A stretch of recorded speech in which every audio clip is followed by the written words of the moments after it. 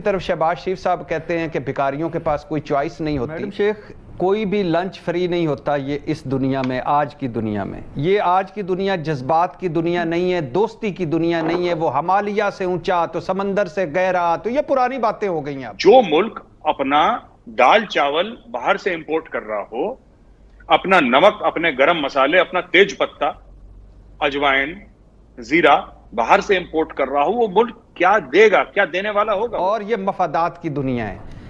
चीन को कुछ ना कुछ इस रूट से फायदा होगा तो वो होगा। हमने सी पैक को सर पे चढ़ा के तो चीन को सर पे चढ़ाया हुआ है। जिस हिसाब से, जिस तरह से जो कर्जे जिस तरह दिए जा रहे हैं और जो हमें मिलेगा वो लग पता जाएगा, पहली बात। दूसरी बात, दोस्ती आपकी ये सऊदी अरब ने जो पैसे रखवाए हैं आपके पास, किस टर्म्स एंड कंडीशन पे रखवाए हैं कि आईएमएफ में भी आप रहेंगे, इतने % सूद होगा, इतने घंटों के बाद हम पैसे वापस ले लेंगे। और इसके बाद शहबाज शरीफ साहब की वो तकरीर, बिलीव मी, शर्म आई, मुझे बहुत शर्म आई, क्योंकि वजीर आजम तो वो मेरा ही है ना, पाकिस्तान का वजीर। हमारे इख्तलाफात अपने चलते रहेंगे, लेकिन मेरा वजीर आजम कह रहा है कि मैं सऊदी अरब गया, मैं यूएई गया, मैं तुर्की गया। मैंने उनको पहले बताया कि मैं भीख मांगने नहीं आया, लेकिन मैंने कहा कि आपने बड़ा हाथ हमारा बटाया है तो अब भी हमारे हाथ बटाएं। ये है हमारा हाल, ये है हमारा माजी, ये है हमारा मुस्तकबिल। निकलो आगे, आगे निकलो। जिस फौज को आप गालियां देते हो वही फौज आपके लिए मुल्क मुल्क जाती है, पैसे मांगती है। जब पैसे आपके खजाने में आते हैं फिर खड़े हो जाते हो सिविलियन सुप्रीमेसी और वोट को इज्जत दो और औलादें बाहर, जदादें बाहर, सारा कुछ बाहर। इस मुल्क में ये अपने पैसा वापस ले आए तो बड़ा कुछ हो सकता है। ये इनके अपनी सारा कुछ सेट है बाहर, इन्होंने इस मुल्क के साथ मुखलिस हैं। इनकी ईदें बाहर, शबरातें बाहर, खुराकें बाहर, पोशाकें बाहर। ये तो आते हैं हुक्मरानी करके गायब हो जाते हैं। अपनी हुकूमत किधर गए नवाज शरीफ साहब? तशरीफ लाए ना, आप वापस तशरीफ लाए। तो कहने का मकसद ये है, ये सिंसियर नहीं हमारे साथ। कर्जे पे कर्जा, कर्जे पे कर्जा, कोई लॉन्ग टर्म पॉलिसी नहीं। और दोस्त ममालिक बस मरने नहीं देंगे लेकिन जिंदा भी नहीं रखेंगे। इकोनॉमिक सूरत हाल ये है कि LNG ख़त्म है। मैं कई दिनों से बता रहा हूँ कि इंडस्ट्रीज़ बंद हैं, LNG है ही नहीं कि इंडस्ट्रियाँ चलें।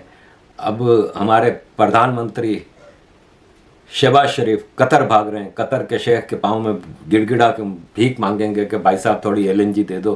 पैसे नहीं मांगना भाई, उधार पे दे दो भाई। कहेगा भाई साहब कितना उधार दें भाई, दुनिया भर का तो उधार लेके बैठे हो। या शेख प्लीज़, मर रहे हैं प्लीज़।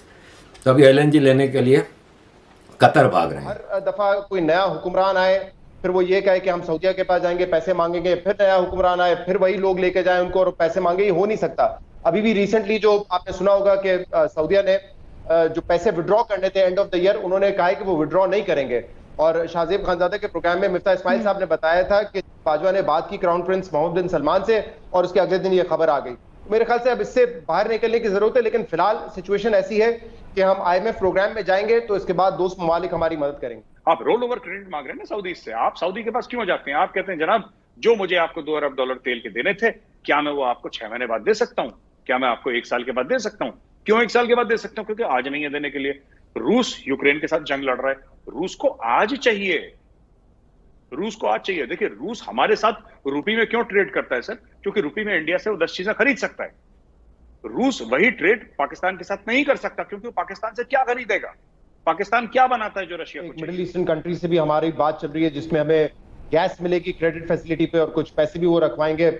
और माजी में आपने देखा है कि मिडिल ईस्ट से पाकिस्तान को मदद मिलती रही है। तो पाकिस्तान की जो जियोपॉलिटिकल सिचुएशन है उसमें खासतौर पे चाइना भी नहीं चाहेगा कि पाकिस्तान इतना कमजोर हो कि इंडिया इस रीजन में बहुत 12 हफ्ते का पेट्रोल रह गया है और बिल्कुल ही हालत खराब है।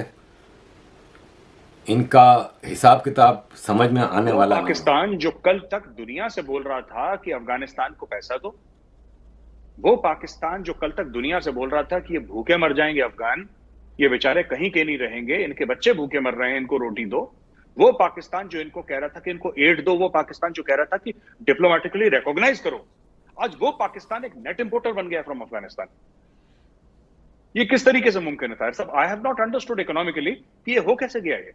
ये रिपोर्ट मैंने भी पढ़ी है डॉन की, जिसका हवाला आप दे रहे हैं, लेकिन ये कैसे हो सकता है? ये कैसे हो सकता है कि 60-70% आपकी जो जनसंख्या है, जो आपकी आबादी है, वो एग्रीकल्चर में है, वो रूरल एरियाज में है, और आप net importer of food grains हैं। आप अफगानिस्तान से बशर्ते कहीं से लाएं, आप अफ्रीका से मंगवाएं, कहीं से मंगवाएं, आप दालें अपनी इंपोर्ट कर रहे हैं, आप अपने मसाले नहीं उगा सकते, मतलब कुछ भी नहीं कर सकते। This is a total breakdown of the economic structure of this thing. मैं अच्छा एक और चीज मैं कहना चाहता हूं, फिर वो कहने वाली बात नहीं है, कड़वी बात है, लेकिन हकीकत है। ताहिर साहब, एक लोग कहते हैं ना कि पाकिस्तान श्रीलंका बनने वाला है। मैं कह रहा हूं कि कुछ है जिसने अभी बचा रखा है, इम्कान पूरे श्रीलंका वाले हैं। जिस तरीके से बात चल रही है, पूरा श्रीलंका वाला मामला चल रहा है पाकिस्तान में।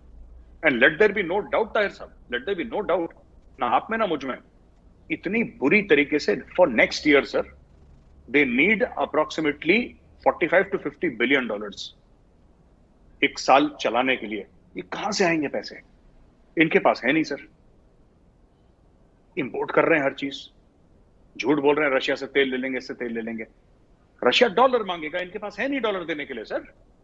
चलिए मैं कह रहा हूं आपके पास रिफाइनरी भी आ गई, आपने 24 घंटे में एक रशियन ऑयल रिफाइन करने की रिफाइनरी आपने तैयार कर ली, लेटर ऑफ क्रेडिट भी हो गया, मैं कह रहा हूं सब कुछ हो गया। रशिया ने बोला कि ठीक है साहब, हम आपके दरवाजे तक तेल पहुंचा देंगे। रशिया ने यह भी बोला कि ठीक है, टैंकर हमारे, हम आपके दरवाजे तक तेल पहुंचा देंगे, आप खरीदने वाले बनिए। Where is the money to buy that oil? हम आपको पैसे नहीं, देखिए आपकी रैंकिंग क्या है आपको पता है? सीसीसी है आपकी रैंकिंग। सीसीसी का मतलब क्या है? Significant risk of default. इसका मतलब क्या है? कि आप डिफॉल्ट पे जा रहे हैं। कौन देना चाहता है पैसे उन लोगों को जो सिग्निफिकेंट रिस्क ऑफ डिफॉल्ट पे हैं और रह चुके हैं 20-30 साल से? हमारी इकोनॉमी क्या प्रोग्रेस कर गई है? ये खुद ये साहब जो हैं आपको बता रहे हैं। सो ये देख, आईटी सेक्टर में देखे 200 बिलियन किधर और 1 बिलियन किधर। भाई इन लोगों को नहीं आता चलाने, इसलिए अब लोग कहने लगे इलेक्शंस भी भूल जाओ। अब लोग कहने लगे तुम लाके वो चेहरे दिखाओ जो इकोनॉमी को ठीक कर सकते हैं। और ये मत कहो कि अगर सियासतदानी कर सकते हैं या पॉलिटिकल स्टेबिलिटी हो जाए। पॉलिटिकल स्टेबिलिटी बेशक हो जाए, फिर भी नहीं होने देंगे। इनके पास हुनर नहीं है, एबिलिटी नहीं है, फोर्स नहीं है, सपोर्ट नहीं है, डिटर्मिनेशन नहीं है, ऑनेस्टी नहीं है, कैपेबिलिटी नहीं है, कैपेसिटी नहीं है।